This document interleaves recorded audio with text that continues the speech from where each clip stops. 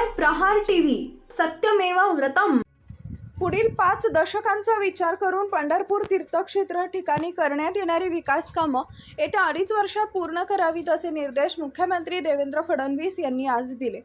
पंढरपूर तीर्थक्षेत्र विकास आराखडा शिखर समितीच्या बैठकीत 4150 कोटी रुपयांच्या सर्वसमावेशक आराखड्यास मान्यता देण्यात आली आहे। मुख्यमंत्री फडणवीस यांच्या अध्यक्षतेखाली पंढरपूर तीर्थक्षेत्र विकास आराखडा शिखर समितीची बैठक मंत्रालयात पार पडली।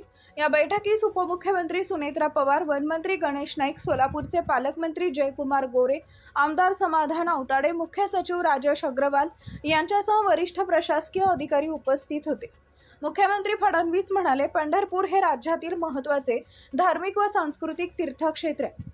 पंढरपूर हे राज्यातील सर्व धर्मियांचे श्रद्धास्थान आहे, त्यामुळे या ठिकाणी येणाऱ्या भाविकास आवश्यक पायाभूत सुविधा उपलब्ध व्हाव्यात। इथं दरवर्षी आषाढी, कार्तिकी, चैत्री आणि माघी वारीच्या काळात लाखो वारकरी श्री विठ्ठल रुक्मिणीच्या दर्शनासाठी येतात। भाविकांची वाढणारी संख्या, रस्ते वाहतूक आणि अन्य संबंधित बाबी लक्षात घेता पंढरपूर तीर्थक्षेत्र परिसराच्या समग्र व नियोजित विकासाची कामं वेगानं हाती घेण्यात यावी।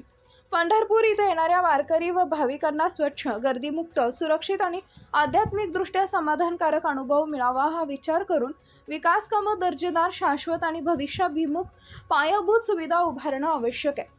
यासाठी बाधित, निवासी व व्यावसायिक मालमत्ता धारक तसेच भाडेकरूंना योग्य मोबदला तात्काळ देण्यात यावा। भूसंपादनासाठी आवश्यक निधीही त्वरित उपलब्ध करून द्यावा आणि निधी अभावी कोणतेही कामं पूर्ण राहू नयेत अशा सूचनाही यावेळी मुख्यमंत्री यांनी दिल्या आहेत।